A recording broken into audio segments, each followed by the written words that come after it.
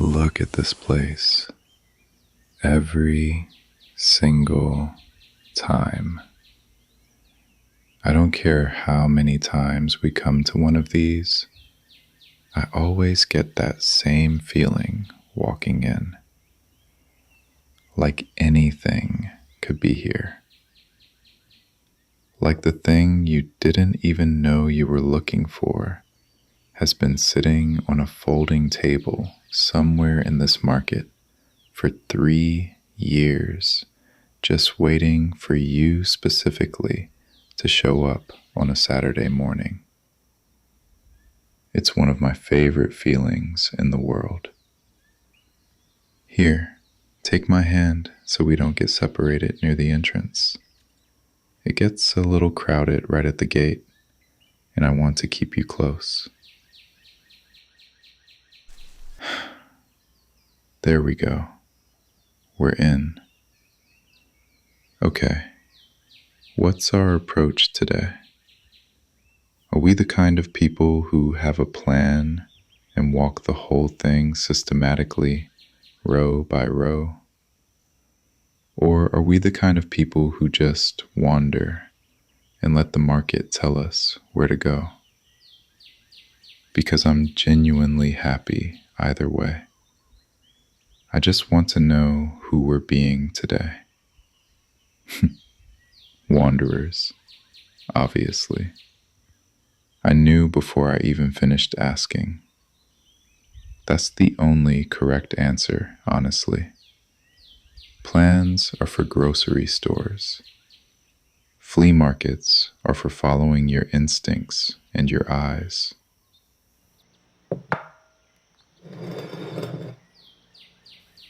Oh, wait. Look at this first table. Don't walk past it too fast. I've learned that the first table always has something worth slowing down for. People set up early either because they have the best stuff or because they love what they're doing and want it to be here first. And either way, that's worth 5 minutes of our morning. Come look at this. What do you think this is? I genuinely cannot tell, and it's delightful. It's either a very unusual kitchen implement or some kind of medical device from a century ago, or possibly both, and I find that fascinating. The fact that objects exist that we have no context for anymore, that entire categories of need have disappeared and left these strange, beautiful orphans behind on flea market tables. I think about that and I feel something. I can't name exactly what, but I feel it. Look at the craftsmanship on this, though. Whatever it is, whoever made it cared. You can tell when something was made by someone who cared. There's an intention to it, a kind of dignity in the construction. Modern things rarely have that. Modern things are made to be replaced. This was made to be kept. Are you drawn to anything here? Walk slowly. Let your eyes just move across everything without trying to decide anything. Sometimes the things that are meant for you will just announce themselves. You'll know.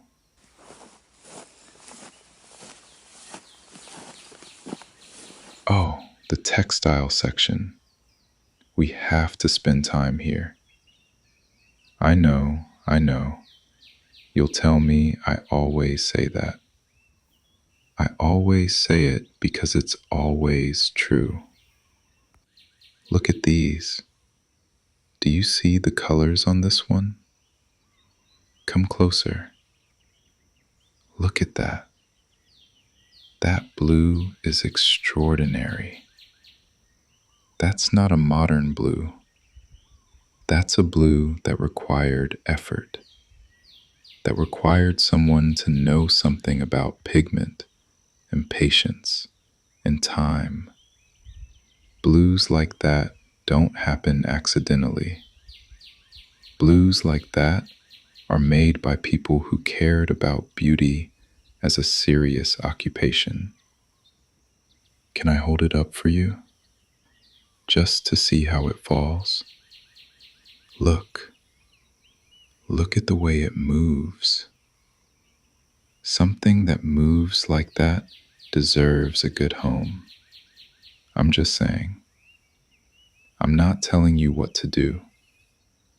I'm just observing the movement of the fabric and letting you draw your own conclusions. You're smiling. That's the smile that means you agree with me, but you don't want to give me the satisfaction. I know all your smiles. This one is one of my favorites. What are you actually hoping to find today? And I mean the real answer, not the sensible one, not the thing you're allowed to want, the thing you actually want. Because I think there's always something specific underneath the wandering, some quiet hope you carried through the gate without announcing it. What is it for you today? Tell me while we walk. I want to hear it. That's a beautiful thing to be looking for. And honestly, I think we're going to find it. I have a feeling about today. I have feelings about days sometimes, and they're usually right when it comes to things like this. Mornings with the right light and the right company, and a little bit of open hope walking around in them. Those mornings tend to deliver. Oh, pause, pause. Look to your left. Don't make it obvious. The table with the maps and the old papers. I just want you to see it because I know how you feel about maps, and I know how you feel about beautiful old things. And I feel like that table is speaking directly to you, and I need you to acknowledge whether I'm right. I knew it. Look at your face. That's the face. That is the exact face I knew you were going to make. I love being right about you. I love knowing you well enough to see things coming before you do. It's one of my favorite private pleasures. Catching the moment something catches you before you've caught yourself being caught. Take your time here. There's no rush. I'll look at the things on this side, and you take all the time you want. I'm happy. This vendor has good taste, by the way.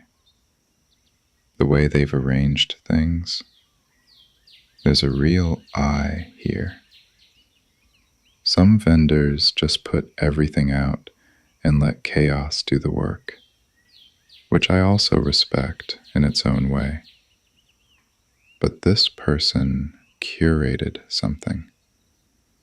They thought about what goes near what conversation one object has with the one beside it. That's a sensibility. You can feel someone's sensibility in how they arrange the things they love. You know what that reminds me of? You. The way you arrange your space. The way things are placed in your home. It's not decorating. It's really more like editing. You take the world down to the things that actually mean something, and then you find where they belong. I've always found your space one of the most honest reflections of a person I've ever stepped into.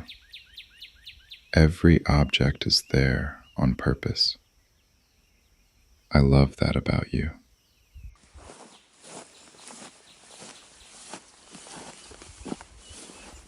Are you hungry yet? There's usually a food section somewhere in these things, and I spotted something promising near the back when we came in. I think I saw someone with a coffee set up, and possibly something baked and warm, and I feel very strongly that we should investigate before the line gets long. But only when you're ready. We can do another 2 or 3 aisles first if you want. I'm following your lead entirely today. I decided that before we got here.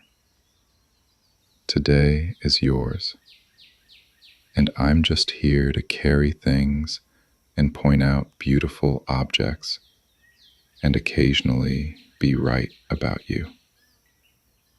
Look at this aisle. This is the kind of aisle I dream about.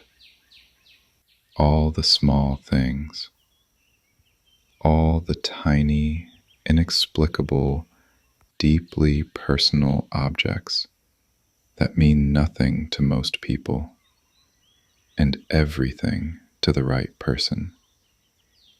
A small carved wooden box, a set of letters tied with ribbon, a brooch shaped like something you can't quite identify, a ceramic cup with a hairline crack that somehow makes it more beautiful than it would have been perfect. I love the objects with histories, objects that have been held and used and loved and then let go of. Not because they stopped being loved, but because the people who loved them ran out of time. I find that quietly moving every single time. Pick something up, whatever your hand wants to reach for first. Just let it reach. Don't deliberate. I've found that the first instinct in a place like this is almost always the truest one. Your hand knows something your head hasn't caught up with yet. What is it? Show me. Oh, yes. I see why. I see exactly why. Look at the detail on that. Right there. That small mark. Someone put that there intentionally. Someone was sitting somewhere with this object, and they made that small mark. And they probably never imagined that one day someone exactly like you would be standing in a market on a Saturday morning, picking it up and running their thumb across it and feeling something real. That's yours if you want it. I mean that. Something that makes you look like that belongs with you. No, don't reach for yours. Put it away. I mean it. I want to do this. Let me get this one. It's small and it's yours. And someday, years from now, it'll be sitting somewhere in your home, and you'll pick it up and remember this morning and I want to be threaded into that memory. I want to be part of the objects that hold your history, even in small ways, especially in small ways. There, it's yours, officially now. The universe has been notified. Here, I'll keep it safe in my pocket so you don't have to carry it all morning. It can travel with us through the rest of the market, and I'll give it back when we get to the car, and you can hold it the whole way home.